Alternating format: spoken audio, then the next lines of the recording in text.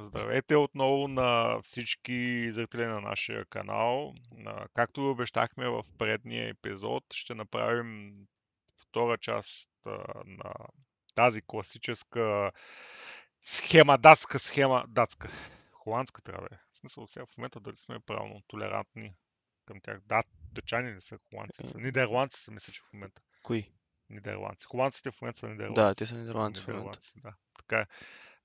Това е дака, който ще ви представим днес, който ще измериме. Тук виждаме нещо се появява на екрана отново.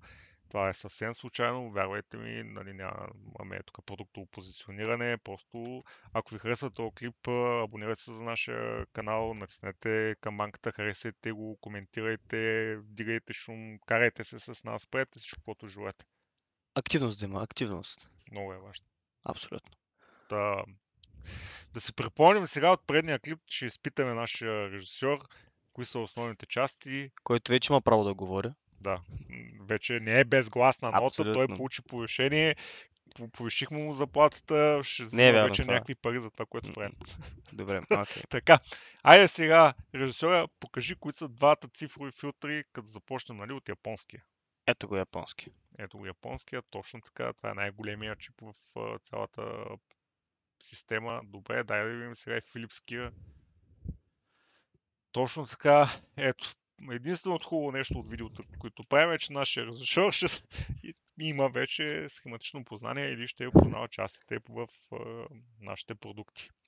Така, говорихме за конверсията, която правим въобще изцяло и щях да започна да говоря без да покажа един продукт тук, който съм сложил на заден план. Сега да се ориентирам да мога да го правя по-хубаво. Така, това е един много хубав продукт. Да попитаме пак режисьора, знаеш ли какъв е този продукт и защо е толкова важен? Ами, лично според мен първо, което виждам, това е много стар дак. Но мисля, че това е един от даковете, чрез които Филипс стават Филипс. Точно така, това е много добър отговор реално на този въпрос и този DAC изгражда реномето на Philips като един от основните производители на тези устройства. Както е написал тук и нашия приятел лампизатора, това е нона вариант на TDA 1541, който за него е Very Vigorous. Аз в момента не мога да се сетя какво означава Very Vigorous. Ако вие се сещате, оставете го като коментар отдолу под нашото видео, за да разберем какво означава. Гледаме леко надолу, тук виждаме един от топ вариантите. Тук има два дака вместо един от горната снимка. Тези два дака са с колонки, нали, не е много ясно, тук не се вижда в цялата тая, но виждате какъв екран стабилен има. Хората са вкарали доста голямо количество ам, ламарина. Не е ламарина. Алуминий. Не е ламини. Това е... Така като започна да правя някакви видеоклипове, ми се губят думите. Тази старост, не радост. А, копър. Копър. Да. Копър на български е Мед. мед. Да, екранировка, меден екран. И английски вече преподаваме. Да, понякога. Да се върнем на даковете, това са 1540 единица. А1С, какво означава А1С? Това означава, че тези дакове са измерени фабрично от фабриката на Philips и те са с показатели, които са много по-високи. Total Harmonic Distortion или а, хармоничните изкривявания са много по-низки, отколкото, нали, на обикновените дакове. Затова те са с колони. Това е главната разлика между обикновените и тези с колони. Тук виждаме пак стандартен с A-чип. Тук виждаме един от първите дакове, които правят фирмата известна. Така както е написано, това е TDA 1540, той е предходния дак, който се запазва като архитектура в 1541, 1541A, бива подобрен и общо взето това е историята на филипските дакове. Тук виждаме цифров филтър, който е внесен с 7220p и един хубав плеер на Revox, който в момента нас не ни касае. Да се върнем към за снемането. Сега ще ви пусна пак нашата платка, за да може да се види това, което правиме и това, което снимаме реално. Така, къде е софтуера? Ето го софтуера. Супер. Сега ще почнем да генерираме сигнали в реално време с нашия оператор, като ще видим дали това, което казах и това, което обясних, реално е точно това, което се случва. Да видим сега. Дай да започнем нашия оператор да генерира 100 Hz. Ще започнем малко грубо, как се казва, едни 100 Hz. Очакваме тук да се появят на екрана в момента и да трептят, но нещо ги няма. Да, разбира се, защото какво хваща микрофоните. Тоест, в момента записваме това, което идва от микрофони. Да видим с настройките тук, които ще отнеме леко време. Тъй като аз почти не виждам какво пуска. Да, ето, дори се чува. Оператора, чуваш ли това вълнение? Не, Значи само аз го чувам. Чудесно. най-важен човек трябва да го чува. Добре. Виждаме в момента как се променя, когато говоря а, тоталното хармонично изкривяване. Не знам дали ще се чуе на клипа, ще го видим в момента, но виждаме и нещо много важно, че то е много ниско. Тоест това, което казват от Philips е, че тези 0,011-12% тотално хармонично изкривяване ще са точно те. И какво виждаме? Че няма никаква разлика. Нека добавим това нещо в нашата графика на записване. Да погледнем обаче как са хармоническите изкривявания по канали, защото ви обясних, нали, че това, което съм вложил, са два различни вида операционни усилватели. Тоест, двата различни операционни усилватели са с различни характеристики. Би следвало хармоничните изкривявания при единия и при другия да са различни. Нека да видим сега какво пише там. Единия е с 12%, 0,012. Тук имаме някакъв глич, се получи явно от захранването. Единия сега е 13, другия е 15%. Но да продължим нататък, тъй като разликата не е толкова фрапираща. Разликата в цената само тук трябва да ни плаши, защото единия е 7 лева, а другия е 2. Така, спираме измерването тук. Ще помоля нашия оператор да ни даде едни 200 Hz, за да можем да ги измерим сега. Така, виждате, имаме вече 200 Hz. Нека почнем да измерваме сега 200 Hz. Не знам дали се чува при вас, при мен се чува доста отчетливо. Виждаме, че тук пак има разлика в каналите. Единия изкривява с 0,011, другия 0,013.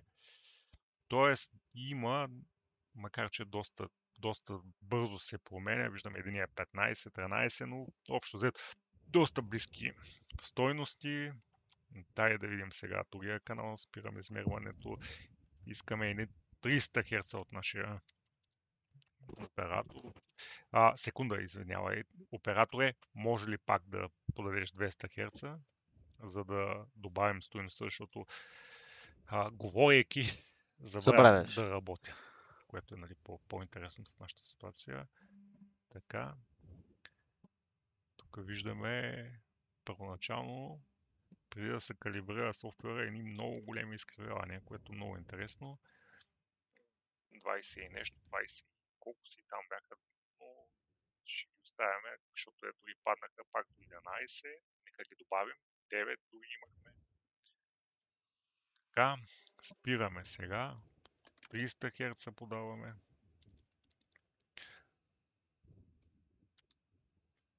Тук е 300 Hz. Нека да ги измерим. В момента за тези честоти, за които сме измерили, 300 Hz дават най-голямо отклонение 0,017% и 18%, което е, нали, странно. Нека го добавим. Дай да сложим сега 400 Hz, за да можем да измерим този обхват. Ето ги 400 Hz. Сега ще ги... нашия оператор не спря 400 Hz. Не ги виждам. Ето. Почти се появиха. Няма ги. Имаше съспенс в тази продукция пак. Виждаме 400 Hz. Да ги измерим. Нещата пак отиват към 16, 17. Спадат в момента. 16, 17. 16, 17, 18, което е супер. Да ги добавим 400 Hz. Айде сега да измерим 500 Hz, да видим какво се случва тук.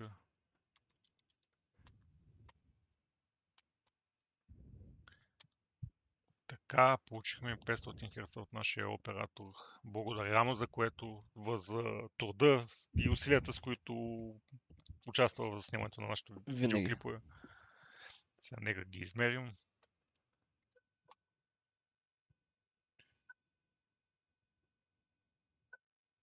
Виждаме общо взето, че данните са сравнително еднакви и за двата канала. Добавяме това измерване. Хайде сега да направим с 600 Hz. Да измерим 600 Hz. Така, ги измерихме 600 Hz. Тук има някаква минимална разлика, пак 1%. 1% в разлика в ляв и в десен канал. Не знам дали ги виждате, ето тук са горе. Разликите най-лесно там се забелязват. Добре, да добавим 600 Hz. Тук ли са? Тук са. Айде сега да направим с 700 Hz.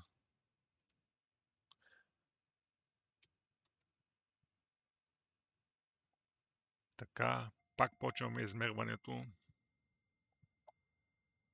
Нали, виждаме, че тук картинката не е толкова интересна, защото изкривяванията варират от...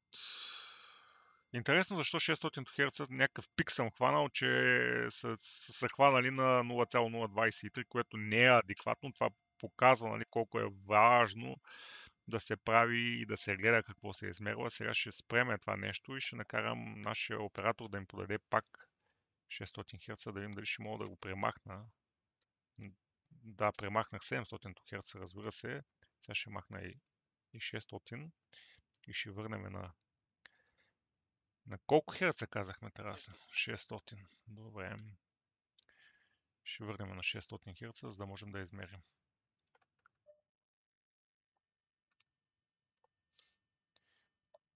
Интересно, значи не е хванал случайно. И тук имаше някакъв помеждутък, пак явно някакви трептения в захранванията. Явно не е хванал случайно, защото виждам, че нещата са точно около 20, 19, 20, 20, т.е. измерването на това е било адекватно. Сега ще го добавим. Така, дай да видим в 700 Hz какво се случва, които преди малко изтрих по погрешка. Така, измерваме да видим.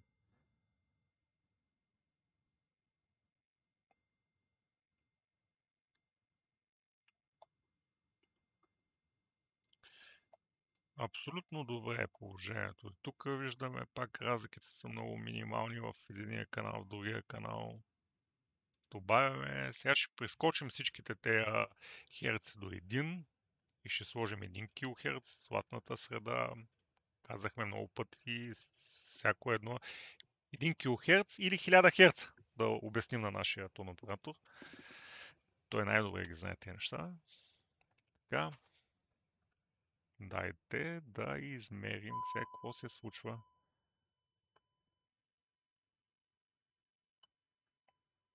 При 1 килохерц има обаче много голямо отклонение, как се вижда тук в THD-то или в тоталното хармонично изкривяване. Получава се някаква голяма разлика, 33-34%. Имаш ли си на идея оператора защо се случва това нещо? Защо се променя така? Не знам, наистина не мога да се определя защо. Защото, Ако както, обяснение, ще както е най-добре. казахме, интересно, машината, на която записваме, улавя микрофона ти в момента. Ага, И така ли? записваме от микрофона и то тоталното хармонично влезна в някакви Е, проценти. доста добър дак според мен имат Влезна микрофоните. в някакви проценти, дето дали само може да си мечтаеме. Това нещо се случи преди малко, защото а, тук вече влиза и в сила възприятието от самия компютър и модулацията, която всичките цифрови филтри предлагат на сигнала. Затова се случва цялата тази работа. Я да видим сега да мютнем пак нашия оператор, да му мютнем микрофона, за да не внася никакви изкривявания и да се пробваме да измерим пак. Я да видим. Да, я генерира 1 кГц, за да почнем да мерим. Супер. Почнахме да мерим. Имаме сега някъде около 0,028,7, 30, 34, така да го кажем, 30 и нещо си средна, като смятам, че това е абсолютно нормалното. Ще я добавим тази частота. Добре, хайде сега да сложим 2 кГц нашия тон режисьор оператор.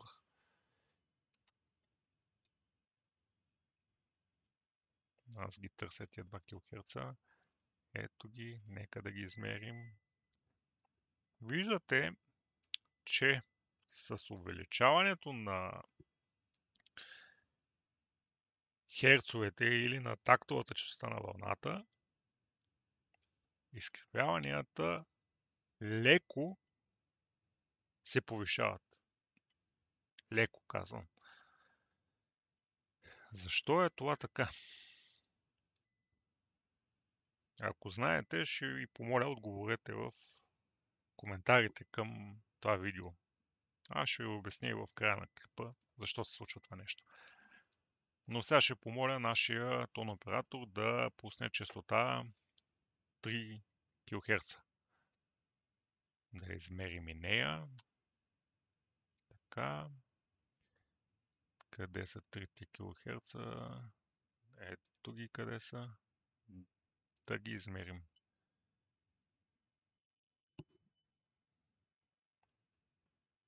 Тук виждате, хармоничните изкривявания стават в пъти 3 кГц. Нямат нищо общо с това, което мерихме. Влизаме вече в 0,0. Една 0 дърпаме. Да добавим тези и да помолим нашия колега да пусне 4 кГц или 4000 Хц. 4000 Хц. Нека да ги измерим. Интересно защо имаше такъв завой преди малко в двете измервани честоти в 2000 и в 3000. Като виждаме тук, че THD-то си влиза в абсолютно нормалната честота. Да видим сега какво се случва с 5 кГц.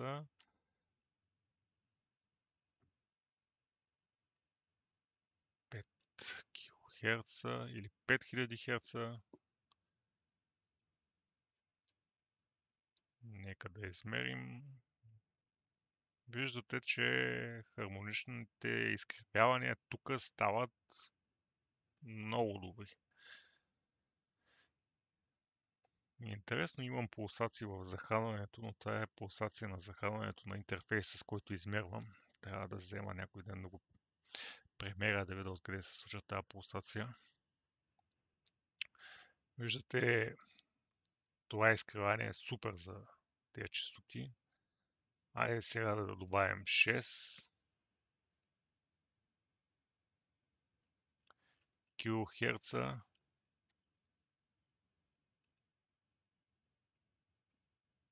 И да ги измерим съответно.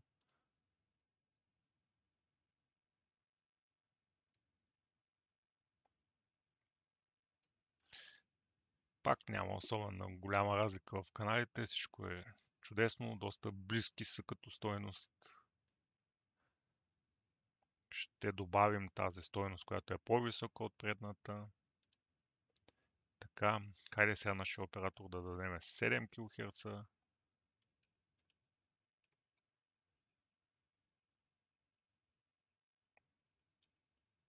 Ето ги самите 7. Нека да ги измерим.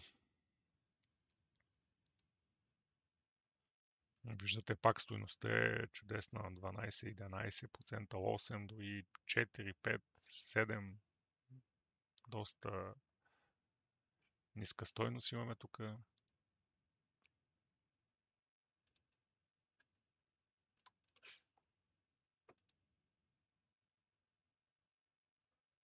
Нека добавим тия килохерц ги измерихме. 10 000 килохерц, за да видим какво ще се случи, как ще се промени картината в доста високите честоти, доста високия диапазон, който все още човешкото око успява да чуе.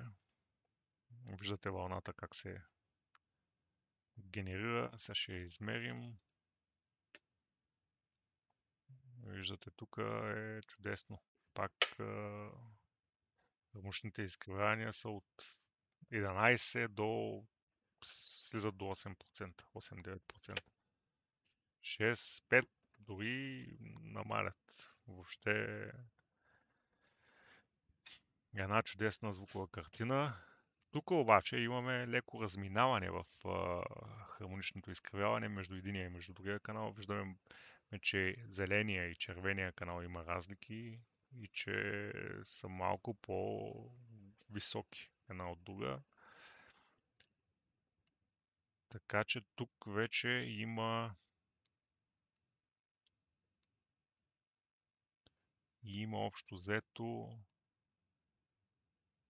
си проличава скъпия и ефтиният операционен усилвател. Къде? В високите честоти. Общо взето чуваемостта е там най-голяма. Ще добавим тази стойност. Ще помоля, нали, нашия тон режисьор и тон генератор, нали, общо взето функциите са много подобни, да подаде 15 000. Ще минеме много основно през те, ще ги пропусна по-голямата част от тях, тъй като това са доста високи честоти и в съвременното аудио много рядко се случва някой да... Не, че няма, нали, инструменти, човешки гласове, въобще ефекти и други подобни, които да се чуват тази частта, но малко са. Виждаме, че стойностите са близки и тук от сега нататък виждаме, че общо взето техниката, с която разполагаме, доста трудно може да хване разликата в тия честоти. Виждате 0%, т.е. няма никакъв смисъл да мерим тия 0%. Айде, за експеримента ще помоля нашия тон режисьор да пусне 20 килохерца, да видим дали ще ги чуем въобще. Би следвало да човешкото ухо да ги чува. Тия 20 килохерца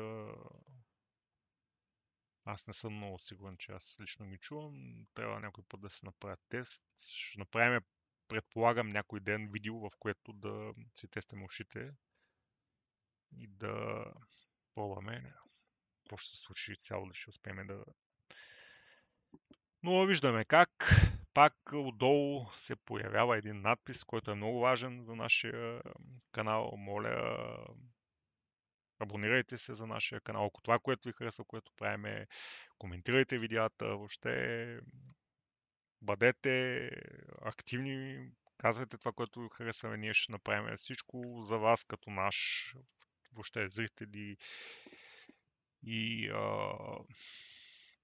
това, което искам да кажа сега, нали, че тези видеа всичките са направени за вас, за хората, които ще гледате тия канали, за това, че каквото е интересно, кажете, пишете, искаме да видим това, ще го направим, обещавам. Тук спираме вече всичките измервания. Дайте да видим какво се е получило като една картинка. Една голяма картинка е така да сложим. Да махнем тази сега, тук, която ни пречи. Кой не е този дисплей, разбира се. Тук виждаме къде са най-големите изкривявания, в кои области са. Общо взето, виждате, че границата до 2000 кГц е абсолютно равна. Тук имаме малък скок, пак дълбочина, скок и други дълбочини. Тук вече това е ясно защо се получава. Тук нали, не може да се измери толкова хубаво. Попитах ви в началото, знаете ли защо се получава това нещо.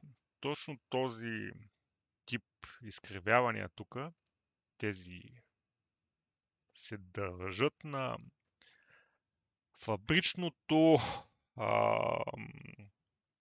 вграждане на определени типове филтри, които в момента влияят върху това как ние чуваме музиката. Влияят върху човешкото ухо.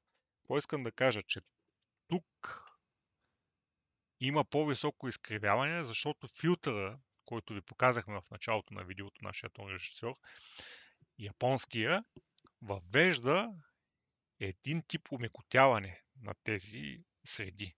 Тоест, хармониците, които възпроизвежда усилващото устройство, тук в тези среди, в този диапазон, извинявайте, са омекотени, както и в този.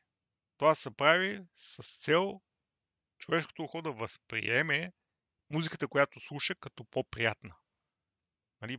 Това е винаги едно от очертаващите се свойства на този тип дакове, че имат много изразени високи честоти и имат много приятни среди. Това е характерно. Тези приятни среди са внесени, конструктивно внесени от инженерите на Philips. Не са случайни, не са попаднали там. Но това е от нас за днешното видео. Нашия приятел Тон Режисьора има въпрос, иска да попита. Не, довиждане да кажа. Довиждане. Искаше да кажа довиждане. И аз искам да кажа довиждане. Ще се видим в следващия епизод. Благодаря ви за времето, което споделихме заедно.